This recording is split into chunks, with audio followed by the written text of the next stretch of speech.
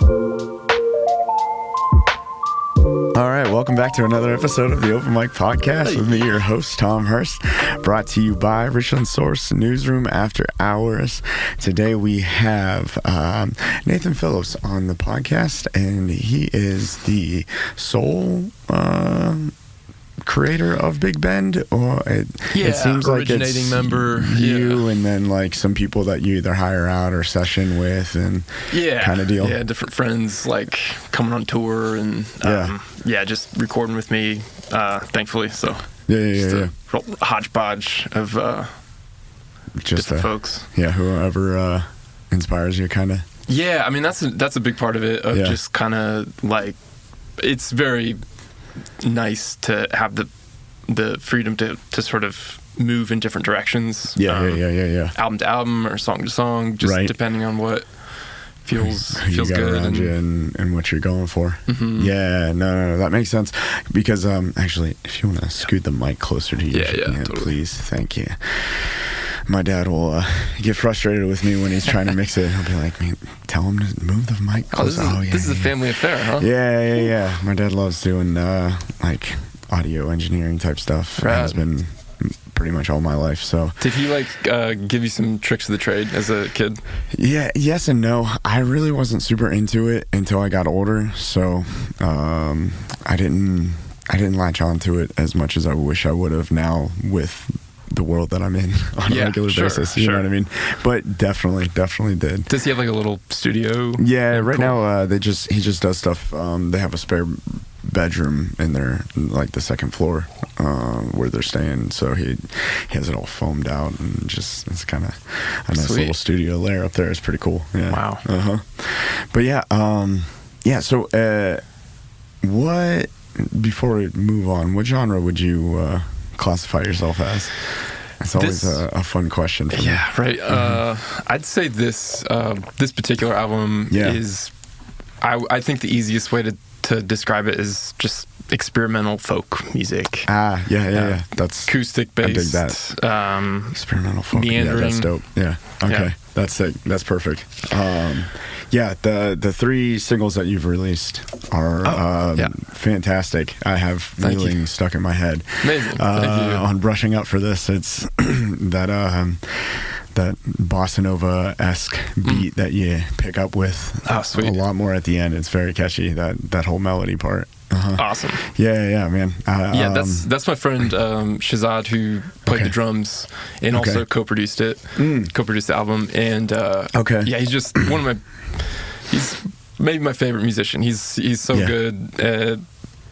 I mean, he focuses on bass and moog, but my favorite thing that he does is acoustic guitar and drums. So he played a lot of that on the album. Okay, sick. I was gonna say, I was gonna ask, is he somebody you've been collabing with for this project for pretty much the entirety of it? Or from the second album onward. And he's just like a dynamite musician. Was in Yoko Ono's band, Laurie Anderson. Oh, really? Just these that's huge, cool. What's that? That guy who's in Tom Waits' band, guitarist. Mark Rebo's Ceramic Dog. He's been like a long time member of that group, and he's just like great and just like a lovely person. And it's been. He also has this like gorgeous studio in New York that's like, it's just very conducive to like cut out the city and like kind of like get into his own and I feel is absolutely necessary in that city. Yeah, absolutely necessary. I've been there a few times back in when I used to tour when I was younger. I was there a few times, and it is a hectic place. I can't. So if I couldn't imagine trying to do music there especially with what you're doing, unless it was absolutely cut out and consciously put together for that kind of environment, right? That's sick though. So you have the last project, did you record it there as well, or the last album, and then a good chunk of it? A good chunk of it. Okay. And then the majority of this album was recorded there. Yeah. Dude, it sounds awesome. Sweet. Really good. Thank you. It sounds fantastic, man. It was definitely really good. Part of the intention of this album was just really zoning in on how things would translate. Okay. Making sure we had really good sounds. I haven't been nearly as focused on that in the past, and I thought it'd be, at least for one time to really go all in terms of sonics and It's no Steely Dan album, but it's we just paid more attention this time. And it makes sense. It's great you say that, because that's actually something that I noticed and I was going to bring up is the progression, not only stylistically but conscientious. It seems like you're just more conscious and from album to album, right? So the first album, the second album, third album, it seems like you're putting a lot more thought. Like you said, it really does come across that this one you're trying to really focus on how it's going to translate and what you're putting just everything that you were focusing more. It definitely tells. It seems, and especially it seems like you're going in more of a, I guess, pop conscientious way, maybe unnecessarily. Cool. But it definitely not in a bad way. I think pop music is brilliant, and getting people to actually hear something that's catchy and also really intricate and well thought out is the perfect formula in my mind, right? So it cool. Definitely feels like you've developed that over the last couple albums, and this album just feels different from the 3 singles that I listened to versus the rest of them. So awesome. Great job. Great. Thank you. Yeah, absolutely.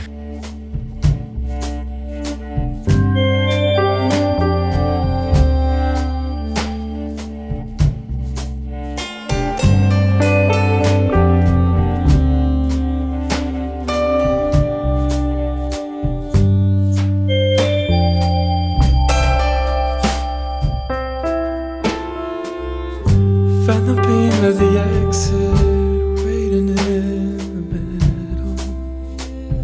Still the paddle boat was sailing on. Started metal for a lifetime begun.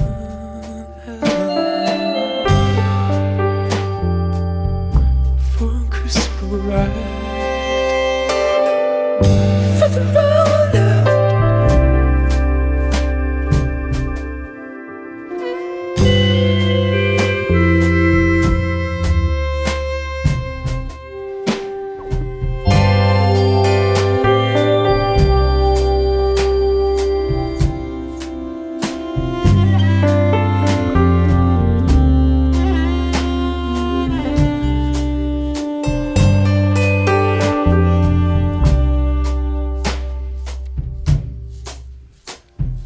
Drop the metal as an anchor, double in the rate. Like a shuttle bus accordion. Gone to Richland from this one. Heard an ember of the fire going for a while.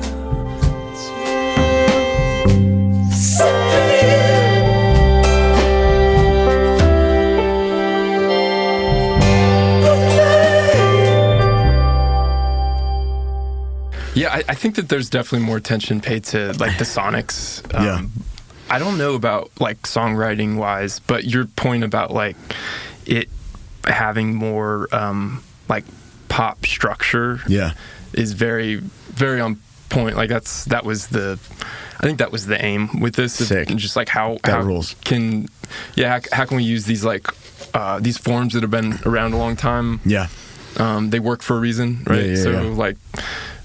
Work, and I think people are just more familiar with a certain structure, right? Yeah. Verse, chorus, whatever, and they want to. I mean, and myself included, I sometimes just find that the easiest thing to put on when I'm cooking or whatever. So I wanted to participate in that form, I guess, and at the same time, like, hopefully make something that's like, you know, a little different inside of it. Yeah. Stretch it a little bit. Yeah. No, and it very much works, and I definitely think you nailed that. And I think it's also for your type of music, any genre that has more technicality to it, more,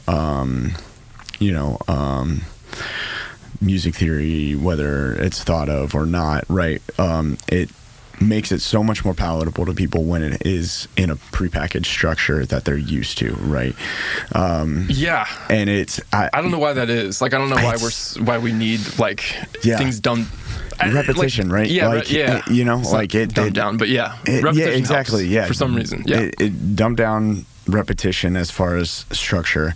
I don't think there's anything wrong with it. I think it makes it a lot more brilliant when you can make something that is in that same structure not feel like it's in that same structure. Totally. Yeah. While also capturing the experimental, technical nature that a lot of your music. I mean, you have blast beats in Fast Moon. So like, I mean, it works very, very well, and it I think because of that pop sensibility that you're being more conscious of, it makes that experimental stuff translate a lot better, right? At least to the masses, you know. Can I ask a question about the specifically blast beat stuff? Because so like I don't come from any kind of metal background in any way, and like I'm just assuming, like, correct me if I'm wrong, but like you have more of a like language around that. Yeah, for sure. Is it upsetting or jarring to like hear a blast beat in a different genre? I think it's the coolest thing in the world. You don't feel like territorial about No, absolutely. But I mean, I'm also I have my moments, I guess, but like I'd like to believe I'm definitely one of the last people to be over territorial with something, you know. But no, I think blast beats over stuff that isn't metal is the coolest thing. Like I want people. There's a couple Instagrammers that I watch and follow. They're drummers, and they do like metal drums over pop songs sometimes. So they'll like blast over a Taylor Swift song or something like that. And not change any of the music, nothing, just the actual track itself. It's the coolest thing to me. I don't know why, but so I really love the blast beat aspect over this experimental folk type music. Cool. I think it's really cool. I dig it. Thank you. And you did it in a very tasteful way as well, with the how much it starts and stops. It's good tension release. I've been curious about how like I think it's hard to play with anyone doing blast beats, just because it's like it's so easy to get lost in it, right? And like it's just like they have to be so good and like if it's not with it to super like, clean and steady, it's where are we at, guys? You know? No, but he what did you say his name was again? Shazad Ismaili. Shazad. Yeah, that's a sick name. That's a really cool name. No, Shazad, like he made it very, very palatable and very clean. He's a very clean drummer, like very tastefully clean. It's nice, refreshing. But yeah, no, it was dope. It was dope, man. Sweet. Absolutely. Oh dang it! What was the night? I had another question I was going to ask you and just completely blanked on it. Well, I wanted to. I mean, not to like harp on drumming too much, but like. You know, I mean, like, Aaron is so good. I just think about that, like, you know, and getting to, like, play a couple times with Wen, like, earlier this year. Like, it was cool just to see how y'all build out songs. And, and just to see him in, like, song crafting mode and... right. Instead of just, like, improv, like, in the moment type thing, because that's, like... Because you guys will be doing that Friday. Yeah. Oh, yeah. I don't want to get off on a tangent of that. I'm going to keep focused because I got a lot more questions about your writing process. But Hill Hate Phillips, Friday. I don't know. This should be out before that. I'll probably put it out Friday during the day, hopefully. But if not, either you're hearing it afterwards or before. But if it's before, Friday night's going to be insane. It was so stupid good last time you guys played. I thankfully got to catch it. Oh, sweet. Yeah. It was so good, amazing. Man. You guys just have such good chemistry, all three of you together. It was wonderful. So, sweet. Thank you. I hope it's not too, too much of a chore to sit through. But no. It is really fun to get to play with them. Yeah. They're both very, very good. And it's just, very, very fun. Yeah.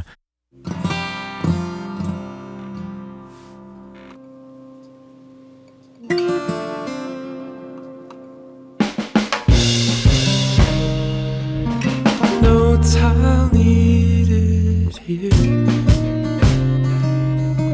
Landing on by the blinds.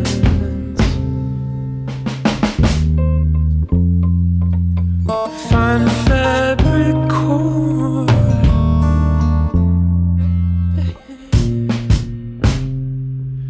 Stable lift in the air to see where I'm breathing, hand of the spring on everything. Yeah, I can see it. Yeah, couldn't keep even one thought.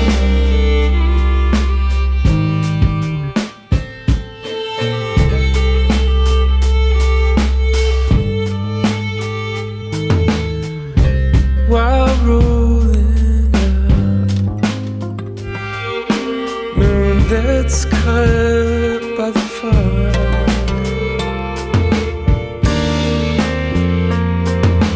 holding a piece of the map, signals out, angled here with an 80s screen out above it, skyway of trees, binocular scene, and we're on the wheel, all the last will fall, similar floating. We are rising full for now. Similar reeling, similar rising full for now. Similar spinning wheel, similar sky.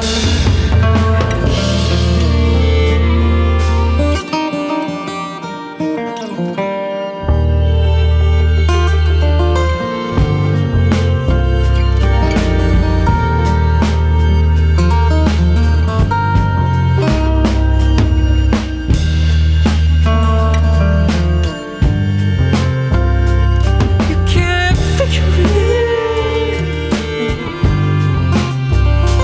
Oh, come on.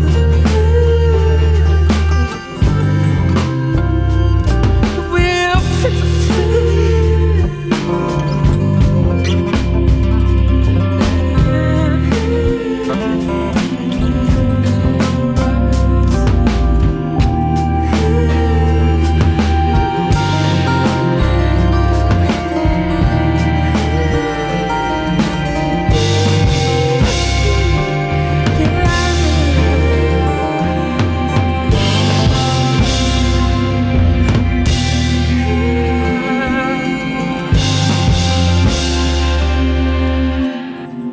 Before move on to any other things, so like your writing process. I know you, like you said, you said you're a lot more conscientious about the overall process in different ways this time. How do you go about?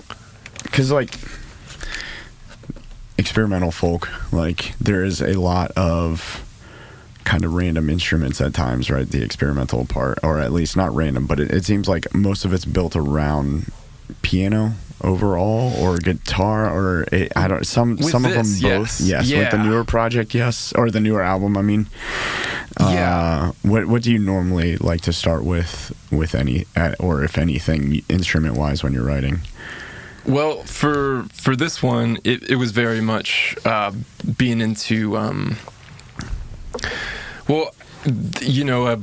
sort of subgenre that's been popping off a lot in the last, like, I don't know, 5 or 6 years especially, is these like sort of solo acoustic guitarists that gets branded like American primitive, just stuff that's like basically rooted in like John Fahey style guitar playing that's, expanded and gone in different directions since then. But like that sound, I mean, I think just like seeing and hearing these different guitarists, acoustic guitarists, it kind of reignited my love of that instrument. Okay. And I just remember that sound being like my parents went to this church, or still go to this church, so I was there when I was a kid, and I just remember like everyone was like super into acoustic guitars, bring it around the fire, like play it on the stage. So like it was just around, and I think that I just at some point started to feel like it's all about electric guitar, or like electronic music, or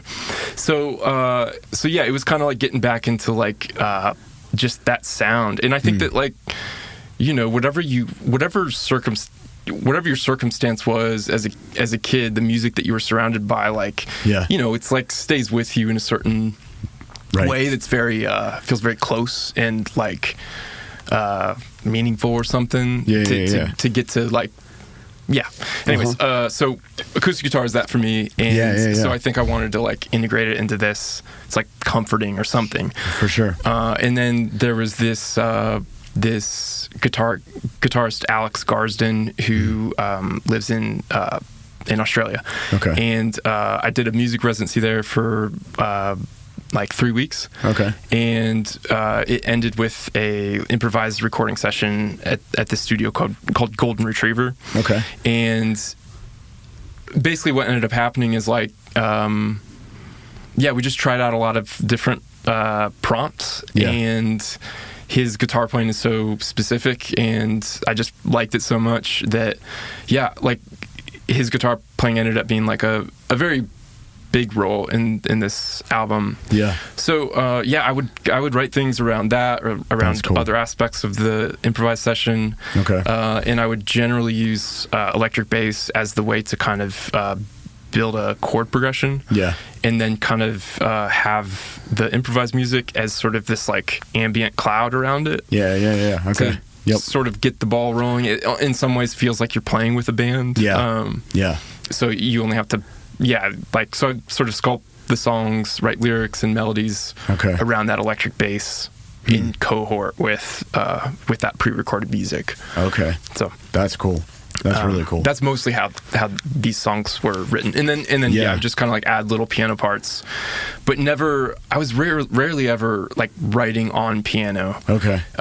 Which is something I think that because of going about this in such a backwards manner, the songwriting, I do feel inclined to like whatever the next thing is to just be more traditional with songwriting and just kind of like sit at a piano or at a guitar and just try to do the thing. Something out.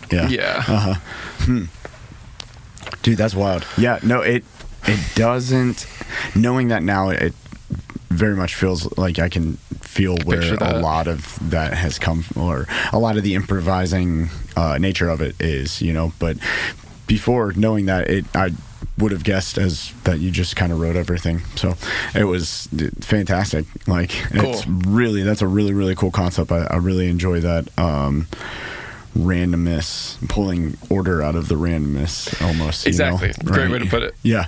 How do you generally go about writing? Is it changing, or is it consistent? I don't really ever write anything musical on my own, mostly. Like, it's usually only with a band. Cool. For anything. I've messed around with like MIDI stuff and like makes like some songs on my own for personal fun, but like anything serious is like I've only ever done with a band. So amazing. Yeah, I imagine you'd have to get like very good at communicating musical ideas. As respectfully, right. You would think, but it's mostly just Adam, my bass player for when the new project that I'm doing. Adam right? Gamble, Adam Gamble. He calls it scatting. Amazing. So it's just like the process of writing the just spitting out a riff idea. Just cool. And that's pretty much all I usually contribute on the musical side for this project. Dive Bomb, I was on bass, so I'd try and write stuff every once in a while. I've never really formally learned any instrument, so all of it I just kind of guess it. Hopefully usually with Dive Bomb I would try and write something and then Aaron would interpret it and make it good. That's a cool way to go about that, where it's like it's not. Oh, it was a lot of fun because he's a great filter. It's a different angle than they have, right? Yeah, right. He's a very good filter for stuff like that. He just intuitively knows those things of how something should sound, and make it better. But yeah, the album kind of. I don't listen to this world too much of like folky type stuff, but it reminds me, especially the new album, reminds me of Onathallo a bit. Oh, cool. Michigan band, right? Yeah. Yep. I love that band. That band's awesome. So that's really my major foray into that world. But cool. Yeah. It's very Onathallo to me. Awesome. A lot of the higher. Singing melodies that you do with it's fantastic. I like their they bring a lot of sort of high energy to performances and I guess on albums too, that they have a big sort of spirit or whatever when they're performing. That's very, very cool. I like that about they're that band. They're really good. I've never actually seen them live. I would like to though, but yeah, man, cool. They're fantastic. So so you are going on tour, right? Yeah. I have the dates. You told me you sent me them. Thank you. That was very helpful. Yeah. How long is the tour? Yeah, so it's 2 different weeks split. Okay, cool. Split between October and November. Okay. That's it. So yeah, we'll leave. Like we'll be playing as a 4-piece. Okay. And we're heading out October 9th. Okay. And that first show will be at Third Cup. Oh, sick. Yeah, awesome. October 9th. Yep. But yeah, October we're really excited. I think Ariane's playing. Yes. Yeah, she's gonna play flute.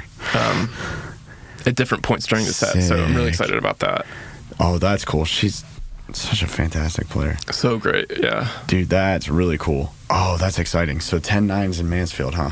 All right. Yeah, exactly. Dude, I can't wait to see that. That's Sweet. going to be really fun. Sweet. Are you playing the whole album or just like bits and pieces? Good question. Like we haven't done any rehearsals. Nothing yet? Okay. Yeah, so like my friend Jordan is going to fly in from Virginia. Okay. And this bassist from Cleveland who just moved to New York named Maggie, she's going to fly in. Okay. And then my friend Troy lives in Columbus. So we'll all just get together like 2 or 3 days before the first show. Which is nerve-wracking. I don't like that feeling of don't know how this is going to go. But I mean, they're all very, very good. I was going to say, luckily they're instruments. Probably fantastic at playing. So they're excellent. Yeah. Dude, that's. But I'm excited. It's stressful. I mean, like, how did this go with like your prior tours? Like, were you helping with any booking or like? No, because it's stressful as hell. Like, it's really. It's not my favorite. Yeah, booking sucks. I hate booking. Always have. It's not fun, but it's a good skill to have to put yourself out there in that way with random people and follow up with venues with venue. Yeah, it's a hassle, but we most of all the other bands that I've toured with, we would either book it ourselves, somebody in the band, or they had somebody else booking for us. That didn't happen too often, but yeah, it was mostly us in the band. So it's kind of a slow drag. A lot of maybes and no's or negotiating prices, and yeah, man, it's not fun. How long you been working on booking it? I started in February, and it's just been very, very slow. Yeah. But luckily, like there's a number of like really, really cool shows I think that will be fun, and it's all kind of lining up now. But yeah, there was a while. I mean, I think like this time last month, it was like only half booked, and I was like, I just don't know. I don't know if this is gonna work out, guys.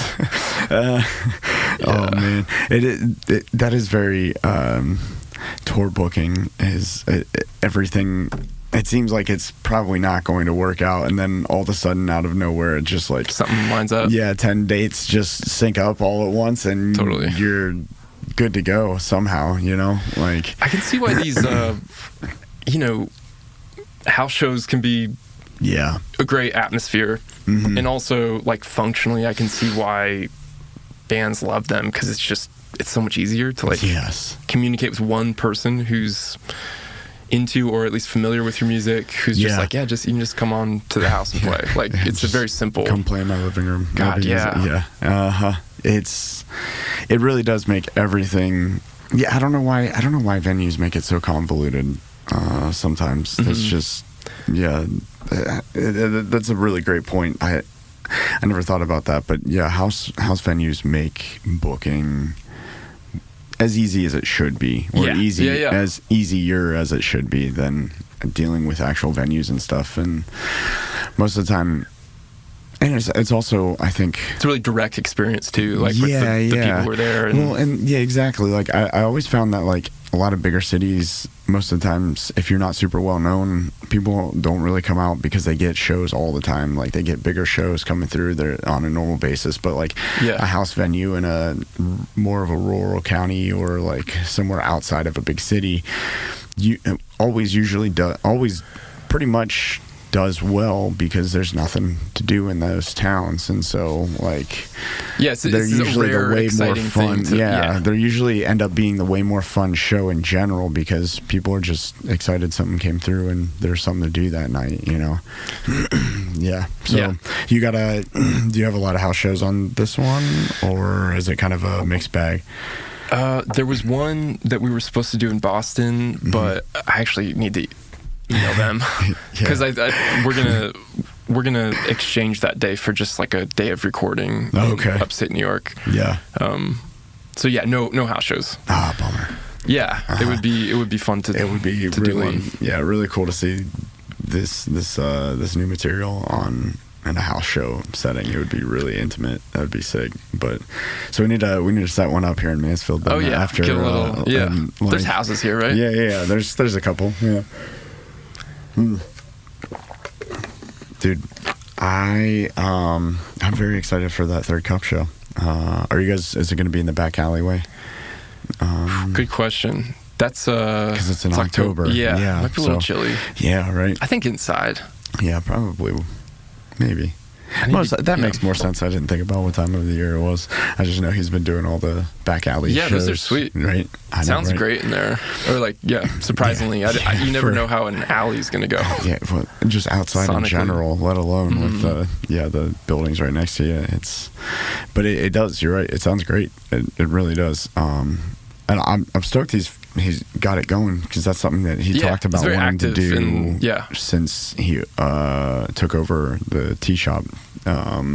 Since he bought it, he's been talking about wanting to do that. So it's a nice, feels like a communal minded effort and just like he's very good about that. He's very, very good about that. Yeah, man. So how many? I didn't even look. How many tracks? You got 5? There's 5 on here? There are 9 tracks. 9 tracks. Yeah. I can't count to save my life. Well, it is in a circle there, so it's hard to... Yeah, so the name of the album is Last Circle in a Slowdown. what all with this album, I guess with your albums in general, are you writing song to song lyrically, or do you have like an overall theme with everything? Or this wasn't super themed. I think song to song. Yeah. I think you could probably like if you step away from it, maybe like see some kind of like through line between the different songs. But just song to song. Yeah. The name is like comes from the title track, which is just about like like your living space falling into disrepair. I just had this, like, at the time was living in New York, and not a great apartment, and you like during lockdown there was a lot of just excessive amounts of time spent inside, and like it's getting stinky in there. It's like I was attracting rats at some point or mice, and which I mean, really, that's not saying that much for New York. I mean, they're kind of everywhere anyway. Yeah, it's kind of known for that, right? So rats in the subway, mice in the apartments. Doesn't sound like it was really that bad, I'm being dramatic. Yeah. No, it's true. Like that stuff is just around there, and like the more time you're sort of spending inside, like the more you're aware of like what's happening. And in this case, just like the apartment, it's getting like just increased mice activity, and so I don't know, like I didn't have any AC, so I was just like blasting like a table fan, and you know how like it's just slower and slower spin when you turn it off, and then it's like all that white noise just like disappears, and then it's just like you hear things like crystal clear. And then in this case, it's just like these noisy ass mice that are getting into stuff. And it was a real a wake up call. Yeah. That's cool. That's really cool. What's your cleaning regimen? Are you do you wait until it's like usually if I'm being honest, except for the let dishes. it go a long time and then do a deep clean. But I do, but now I am a married man, and so my wife doesn't let that happen. Has a different approach. She has a different perspective on the way the house should look on a regular basis. Mine was a lot more casual. To not have like slovenly quarters as much. I'm not sorry, I don't mean to assume. No. That's fair. I am a man. Man. It is. But like, but it's also way more work, So it's like, who wants to do that? But it's a good thing, I guess. Whatever. But no, it's definitely nice. It has its benefits. She keeps me in line. It's a good thing, We need that from time to time. There's a lot of ways of having a living space.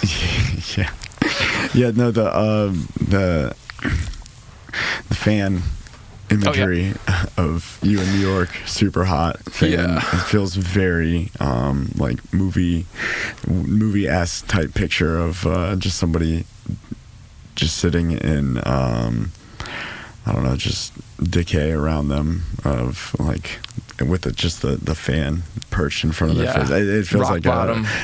That's great. It's a great place for a great album to come from. Cool. Yeah. It's I dig the concept. I like that a lot. It makes a lot of sense to me.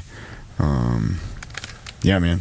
So I think like I'm trying to figure out like some way. Maybe this will.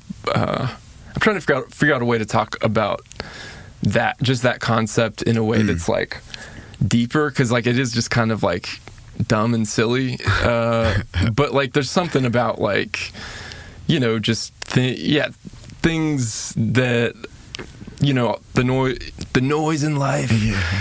You know, just if things like when things like you know, recede and you can just see things a little clearer and things different things start to make sense, and you have a new lease on life. Something. It just all the distractions, right? So many other distractions of the noise around, but like it just kind of quiets that time and allows you to actually and pay like attention. Exactly. Right. And like there's so many ways of like so many different kinds of angles and ways of perceiving the world. It's just in my experience, like the sort of ultra clear moments are very few and far between. Like I really cherish that. Like I'm so happy when they come around. And so maybe it's a little bit of a tribute to that, of just like when those sort of moments of clarity do come around, it's like it's just it's a cool thing something we get to experience, to not take for granted and really cherish and hold on to. Absolutely. I mean, it's definitely a good reflection conceptually of the music itself, really, because there's so many really nice, just kind of slow down sections that allow you to kind of take in what you've already been listening to, you know. It's a very good concept that fits the whole, I think, sonic structure of actually the musical structure of the songs themselves. How things will like works. Drop off, or like the blast beat drops in and out, and exactly. I think it works really well with that connection. Really represents that, sounding like unwittingly or unknowingly, but it works really well. I really dig the album, man, or at least the 3 singles that I heard. Really, really dig it. Thank you. Absolutely. So what after the tour, what are you hoping to do more with Big Ben in the future? It's a good question. I think I'll attempt a new approach with the songwriting. I guess we're talking about that, and just see if there's some excitement there. I did a session last weekend with a couple friends in Youngstown. Oh, nice. That's where I'm from. Oh, really? Uh-huh. Do you know Peppermint Studios? No, I do not. I was 14 when we moved from there, so here. From the Youngstown to Mansfield. Yep. Cool. But what part of Youngstown is it in? I don't know. Okay, that's fine. But it's like this old school studio and record label. Okay. It's like the premier like polka studio in like the country. Yeah, everyone people travel from all over to like record with this guy Gary Ramey. Okay. And he's just like so cool. Yeah, like he's been doing it since the 70s, and it's like he's just a great engineer, and so it was polka's great, man. It was cool, and like not much has changed about the studio. It has the original vibe, and like shag carpet everywhere. That's so awesome. It's super awesome. Oh, that's so cool. Yeah. Oh man. So that's a different project, but it's it's like getting the wheels turning, and giving me a few ideas about how I want to approach the next thing. Yeah, that's cool. That's a great idea. Dude, that's so cool. Polka. I love polka. That's great. I don't know it super well, of course, but just, There's not a lot of polka listeners out there. No. There's a radio station that was a polka station that my dad would turn on every once in a while when we were like, there's nothing else on. We would, find the polka station. It's nice. Recording is nice. It rolls, man. Dude, okay. Yeah, I think I'm very excited to see what you do with more classic approach to songwriting, because you especially this album. The first album's wonderful for a lot more of the almost like droney aspects of all of it. It kind of harsh feels like it feels like an album that I want to put on while I'm like doing something else and like just kind of enjoy the flows while like playing video games or something like that. I feel like it would be a really good video game album, you know. High praise. Yeah, absolutely, dude. Nothing better. But like you really have a good way of bringing out that overall goal of having an anchor point to the music through the bass while working and operating, bringing a song out of the randomness. And so I'm very excited to hear what you do where you flip that and do it in a classic way, because your songwriting ability already is very, very strong from seemingly randomness. So I dig it, man. Cool. I'm very excited to hear Thank it. you. Yeah, absolutely. I was I really dug. I think I've mentioned before, but your interview with Octavio was am I saying that right? Octavio. Yep. It was great. Thank you.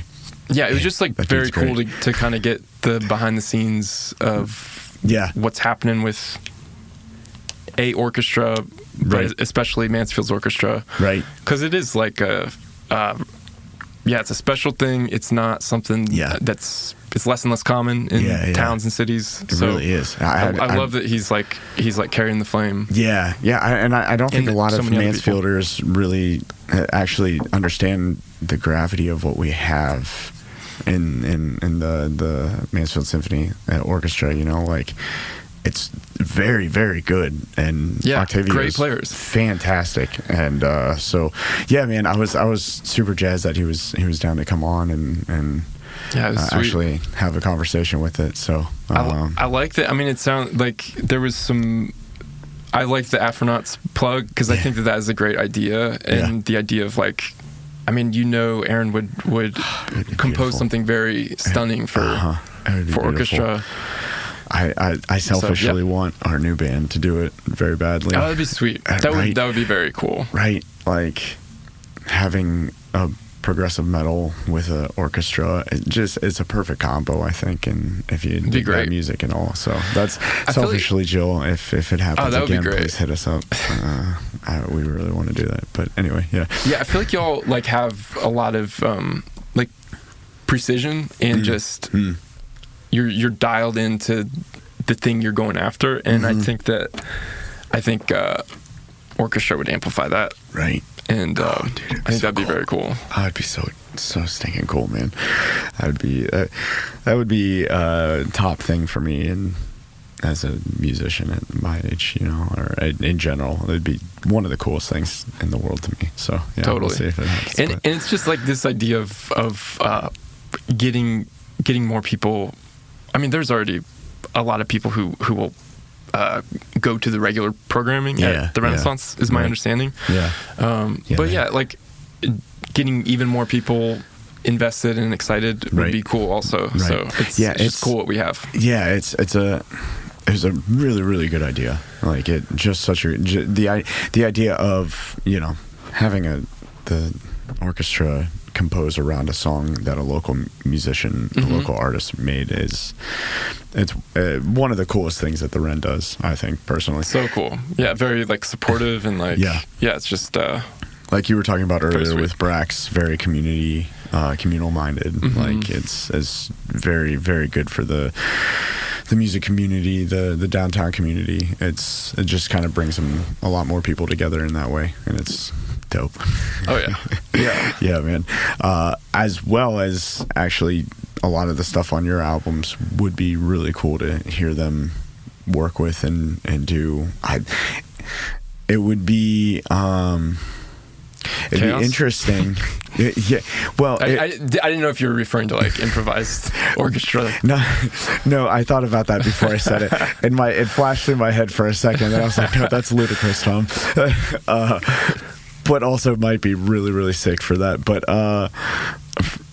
no, if you actually, Hill, Hape, and Phillips. Oh, yeah. Improvised over top of something that the orchestra had already arranged. Totally.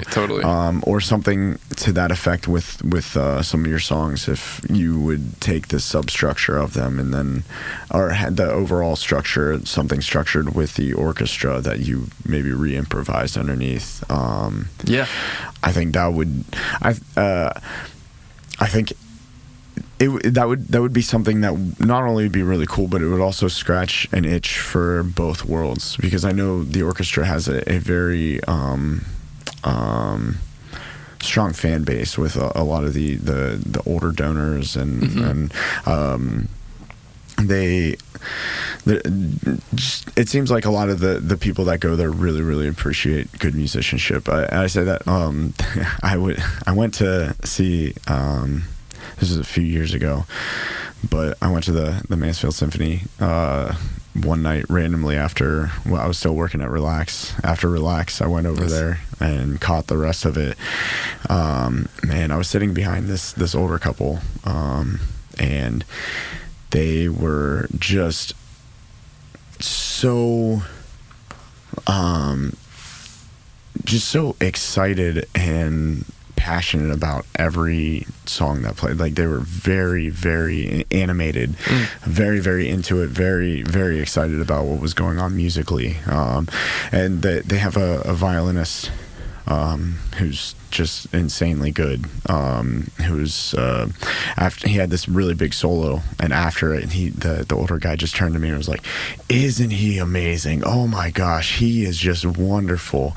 And so it seems like there's a lot of people that do go there that really, really appreciate musicianship. Yeah, tapped in. And I think your stuff would translate to those people really well, better than most of the stuff that's already been up there, especially more than my music would be, or our band would be. But I think so your stuff lends already to that. You use so many orchestral and elements to it that it would just be so cool to hear that with a full composing for an orchestra would be like a total dream, right? Dude, I mean, it'd be so stunning sick. Sounds. I think you would really do well with it, with just the way you're like, especially with this new album, the tracks that I've heard from it, I can't stress it enough. Your conscientiousness towards what you were actively working to purvey with this music. I think you really have a good ability of translating what you're going for. I think cool. I think I like that we're setting up like the next 10 years of programming at the Renaissance right in this moment. Yes. Just working it all Nathan out. Phillips needs to be working with the orchestra in some capacity. Original stuff. I don't know. I don't know enough about the world of like the orchestras or symphonies, but like original work, like local original work. I mean, it's fun to go to original performances. Yeah, you're right. New music. Yeah, and I mean, they're pretty much all cover bands, so like it would be cool to hear local originals. There's so I would love to plug my piano instructor when I was in high school. Was is Dr. David Crane. Oh yeah, dude. Do you know this guy? Yeah, that he is insanely good. Insanely good. Genius guy. Insanely. His he is a genius. Runs so deep. And that makes sense. He was your instructor. He's like, I have so much respect for him, and the pieces he makes and the visual art he makes is so. It's so elaborate. There's so much to it, and there's so much I don't understand about it. Yeah. But I just know that I am still moved by it, even if I'm not understanding all of it. Yeah. But I think that he's another person where I can just very much picture him thriving with that'd be amazing. Or his compositions shining. Yes. With a very large ensemble. Yes. Absolutely. So I think, and he's written so much stuff already for smaller ensembles, and I think he would be like such a dynamite fit. I'm surprised that actually hasn't happened already.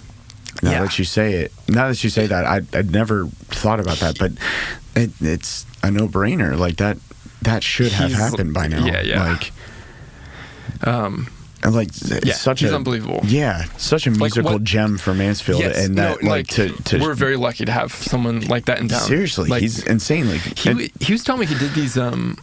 There's this composer Harry Parch who like made his own instruments. Okay. And then he would write for those instruments. Okay. And like he had King Gizzard, Lizard Wizard. Do they make their own? Oh, cool. Yeah, I mean, God, making. Yeah. That's a whole. Anyway, sorry. Yeah. So he like, so Harry Parch. Like also, I mean, like Paul Simon had an album like a few years back, probably 8 years ago at this point. Okay. That was like completely composed on like Harry Parch instruments. Oh, that's cool. And that's all the instruments on the album. Yeah, it's cool. And so anyways, I don't know when this was, but Harry Parch had David Crane and like other musicians, but I think it was a smaller ensemble. Yeah. Play these instruments for a performance of one of his pieces. Okay. And so like, yeah, so I if I'm remembering right, there's this organ-like instrument that is like instead of one octave of like 12 notes, there's like several microtones in between. So different notes that are just like you know, not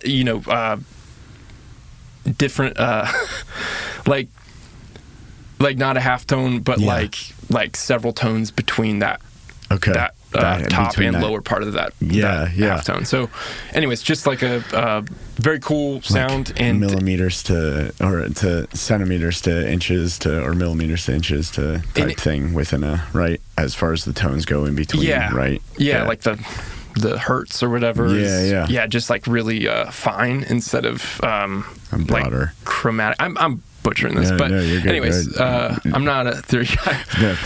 Anyways, just like this microtonal keyboard that David played in, and he's just had all these kinds of cool experiences, like meeting John Cage and just being in a certain kind of scene, like through the 80s and 90s, and like he's just a generous and good, very good teacher, man.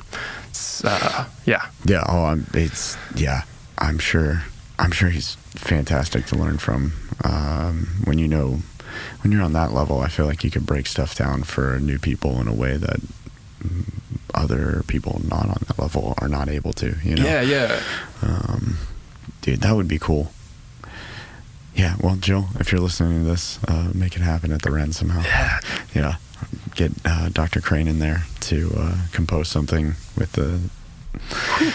Dude, that would be sick. I'm genuinely surprised that actually hasn't happened yet.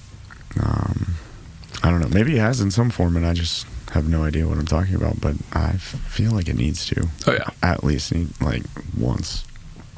So, unfortunately, the man's only getting older, so need to have something like that. Be very, very cool.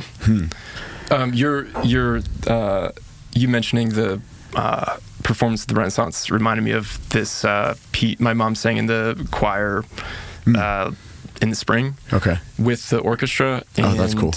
There was this like Ravel piece that they played that was like fantastic. Like I felt very moved by it, and I just felt like I want to come here more and just I know I always say that as well. I need to make sure that I get there for those shows more often, because I live right around the corner, and it's just so beautiful. There's so many so cool. local there's so much local activism we need to do, which would also include eating as much Jones potato chips as possible, because we're lucky to have these like good potato chips in our town. Just like we got cool stuff here. Dude, Mansfield, I say it all the time. It's a really cool place. Like, it's just, people need to latch on to that, and they need to accept that. Yeah, the more people that do, the cooler it gets. It's an amazing city, man. It really is. Jones, come on. Salt and vinegar. Yeah. Salt and vinegar is the best. I love salt and vinegar chips, man. But yeah, anyway. You ever try these salt and vinegar pistachios? No. That sounds wonderful. What's that popular pistachio brand? Yeah, it's the green bag one, right? They do them. Okay. They're good. Surprisingly. No, that sounds wonderful. I mean, putting salt and vinegar on a pistachio, how can you go wrong with that? Can't. No. Just about anything, salt and vinegar, you know? Like, man, I'm going to get some salt and vinegar. Vinegar might be underappreciated. Underappreciated, yeah. Yeah, because I think vinegar on a salad is the best. Wonderful, yeah. So good. Absolutely. Apple cider vinegar. Yep. Get out of here. Yeah, I know, right? So you good. Can't go wrong. Yeah. We need to, speaking of more activism, get a campaign for vinegar. Let people know. Yeah. Vinegar. Yeah. It's here. It's here to stay. Yeah, we don't need this, like, milk and... Yeah, what are the other big ads? But yeah. Who knows? Anyways, vinegar's cheese. the next. I don't know. Yeah. Vinegar, man. Yeah. Use it more. Ketchup, mustard, condiments, I guess. I don't know. We could list condiments. What is your favorite condiment? God. While we're here, let's stay here for a second. It's not mayo. No?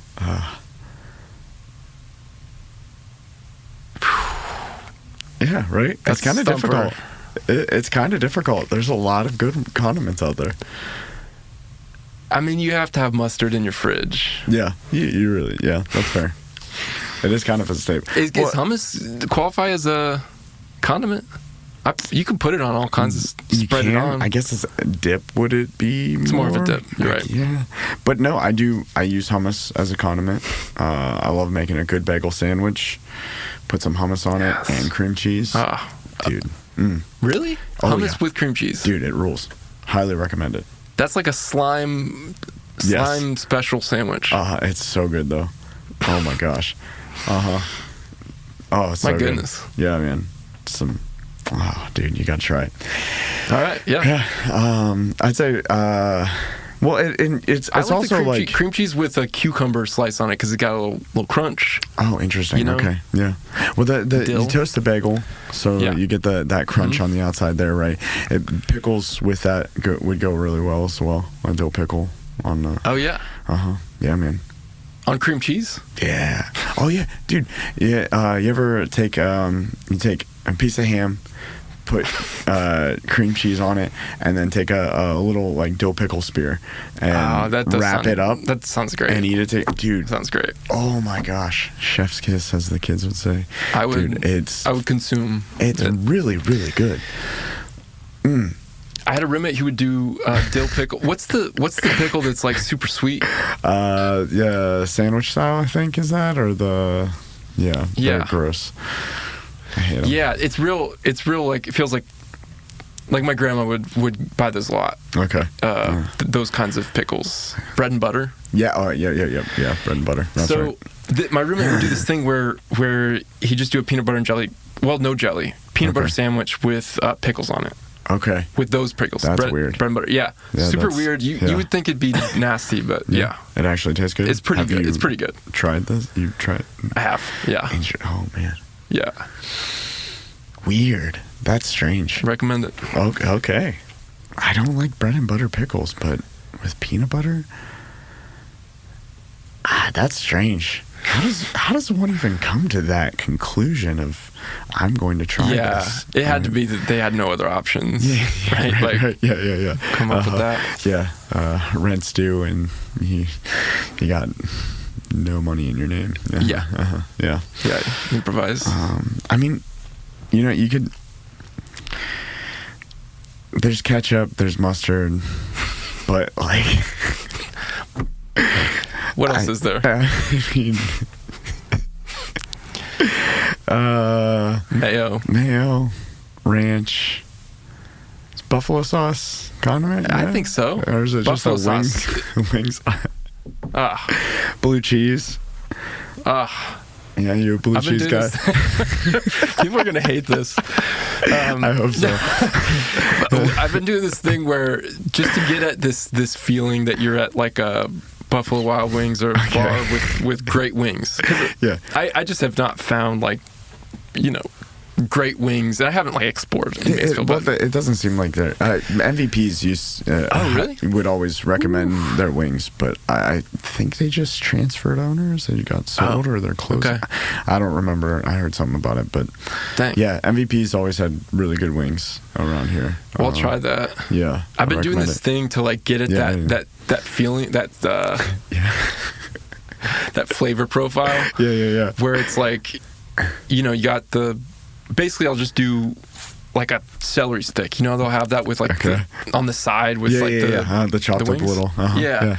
So I'll just do like a stick of celery. Okay. And then I'll put blue cheese crumbles on top of that in the little in the valley. The crevasse.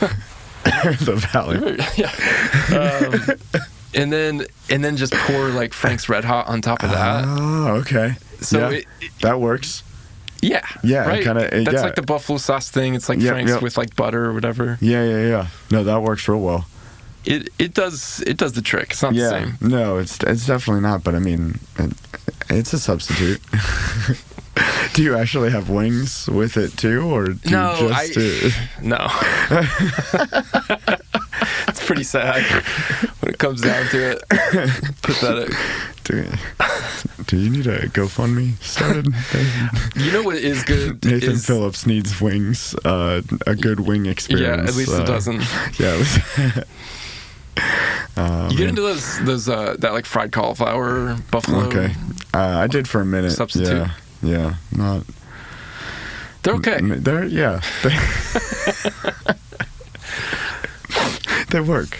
What do you have for dinner tonight? I think we're going to Wakano. Oh, great. Yeah, it's my mother-in-law's birthday, so we're going to go to Wakano. Amazing. Yeah, I'm pretty excited. You know what's good, which I don't know, I feel there's the new, I think it's called Hibachi Express. Oh, yeah. Uh-huh. And for a while I was not seeing anyone go in there. No, And I went in there and like, oh my God, $7.50 for this lunch special. Yeah. And it's like hibachi style with the yum sauce and all that. For this like chicken platter with like, you know, fried rice and like vegetables that were like al dente. Al dente, am I having that something up? Like that. So anyways, it was so freaking good. Like it was just like it was just good. It was like I didn't know what to expect, and so I recommend Hibachi everyone Express. Go check it out. Yeah. Not too many people. I don't want it. No. You don't want to get overrun with. Yeah. And then they're like, people. "Oh, we got a good thing going. We got to raise the prices." Exactly. You know, you like them just a little bit low in their self-esteem. Yeah. They're great. Definitely, people should. Yeah. Finally something, because I was Old Carolina. I think was that what that was? That barbecue place. Oh yeah, I never went there. No, me either. Me either. Mansfield. We're not known for our barbecue. No, but not really. I mean, unless there's some place that I'm not aware of. But I'm not really a huge barbecue fan. Really? Yeah. It's fancy. It's expensive, and I don't know. Can't get full on ribs too well, and they're expensive, and then the sweet with the savory meat sometimes doesn't do it for me. So you know. It's a no-go. It's just Tom no-go. Yeah, Tom no-go. One Tom thumb down, you know? Yeah. It's all right sometimes. Wakano is a Tom thumb up, right? Yeah, most definitely. Yeah. Absolutely. I mean, you get a show, dinner, movie, whatever. Dinner and show. It's wonderful, you know? Oh, yeah, that's right. Oh, okay. Flipping stuff around and squirting sake in your face. Very aggressively. They're always very aggressive with it. They just assume you want it, you know. They're not asking? Not usually, no. I mean, they kind of do. They do, but, you know, it's like you should really take this sake, you know. You ever been? You ever been to Wakano? Just once. It was good. I was in the like sort of bar area. Okay. The sushi bar. Yeah. So I had a different experience. The guy's not throwing sushi at you? No, they were very polite. Weird. Imagine that. Anyway, this has been wonderful. It was great. Where can people find your music? Let's see. There's like pre-orders on the label's website. Okay. Sick. Yeah, I didn't even ask about that. You are on a label with this. Yeah, they're a sick label. They did like they started in the 80s and like they put out like that really big Ween record and like Guar and stuff like that. Like really? They've done a lot of cool stuff. Daniel Johnston. That's cool. But they just rebooted the label like 4 years ago. Feeling excited that they were down to put it out. So. Dude, that's really cool. Yeah. So heck yeah, dude. Yeah, you could pre-order on their site, but also there's streaming and all that. What's their website? Shimmydisc.com. Shimmydisc.com. That's fun. Shimmydisc. I like that. Yeah. Uh-huh. Yeah. It's real fun. It's a fun image. Yeah, right. Shimmying around. Yeah, right. Shimmydisc.com. Pre-order Last Circle and a Slowdown by Big Ben. And we've got some t-shirts that Henry's printing up. Dope. Good job, Jake. The Henrys, or the Henrys themselves. So people can buy that. Buy all those, all 50, please. Yeah. Make him have to reorder. His studio is sweet. Yeah, right? Isn't it really nice? So awesome. Uh-huh. Gets hot in there. Yeah, stupid hot. And Jake wears pants a lot, too. I think he's... or he used to. I don't know what we're... Never mind. We talked to him about it. Yeah. You can talk Jake about what he's wearing today. Hit up Jake Henry at Henry Screen Printing. Share your opinions about whatever. Tell him, give him the what for about his specifically jean pants choice. and shorts. If you're listening to this, make sure to message them about what Jake's wearing on his bottom side. Big Ben. It's Instagram, just at Big Ben Music. Yeah, exactly. Yeah. Mm-hmm. And the album comes out next Friday, September 13th. September 13th. Yeah. Nathan was very gracious and gifted me the album on record, and so now I'm going to have to actually set up my record player so I can listen to it, because this is very, very cool. These were very good album. These are pressed up at Gotta Groove in Cleveland, which is like historic, like incredible master pressers of albums. Like they do just like great work, and like really cool custom, like what's the why am I blanking on this? The tie-dye. Okay. They do like like super cool colors, like in the spirit of tie-dye, like all on the actual records themselves on the when vinyl. they print them. Yeah. And not on these, but like they do that. So that's a service. They can do that. You can you can make your own records there. But yeah, they're super cool. Dude, this is sick. That's really cool. You have a lot of epic collabs for this. Epic collabs for this album. Yes, that's cool. Good job, man. Seriously, the album's awesome. You did a great job. Yeah, this is a fantastic project, man. Thank you. I'm very excited to see it live October 10th at Third Cup, and then 9th. Oh, dang it! I was like, I'm gonna nail this. It's a Wednesday, I believe. Wednesday. Yes, right? 9. It is. You know what I did in my head? I read the 9. I flipped the 9 and the 10. Yeah. Gosh. Big dummy. Oh my goodness. I'm psyched to see the new, whenever the next. Is there one show on the books? Actually, Saturdays are our only next show right now. This Saturday? Yeah. Oh wow. At a lecture company. Oh, amazing. Yep. It's gonna be a very fun show. Oh my god. It's great. Sick. Yeah. So if you're bored, come hang out. I would love to come. Doors are at 7. The show we play first. So the fest was great. You guys crushed. That was Thank you. Yeah. This is my favorite. Yeah. And thank you. Very you guys much. were very like on it. It was excellent. Thank you, man. I appreciate that a lot. Yeah. It's good to be back doing vocals for something technical like this again. I really enjoy it. And then, as you said earlier, working with Aaron is all of the guys. Anyway, they're fantastic. Thank you. I appreciate that very much, man. Yeah. Yeah. Anything else? Any other plugs? Anything you want to? I don't think so. All right. It's Jones Salt and Vinegar. Oh, Jones Salt and Vinegar. Yeah. Go buy several bags. Yeah, at least a few bags every paycheck. Yeah, you need to. That's reasonable. Yeah, We're not asking for much. No, just buy some dang chips, man. Not so hard. Yo, yeah. Anyway, it's been a wonderful another episode of the Open Mic Podcast with me, your host Tom Hirst, brought to you by Richland Source Newsroom After Hours. Who's sponsoring us today? Henry, of course, because the Henrys and Jake's Pants. They force you. Jake's Pants. Yeah, they at gunpoint they made me wear this shirt. They're brutal people. Let me tell you. Doesn't sound too nice. Third Cup Tea. Brax is the man. We love you, Braxton. My wife is calling me. Yeah. Two Cousins, Brass House, Go Skateboard. Lecture Company this Saturday, if this comes out before then. Hill Hate Phillips Friday at the Mother Show.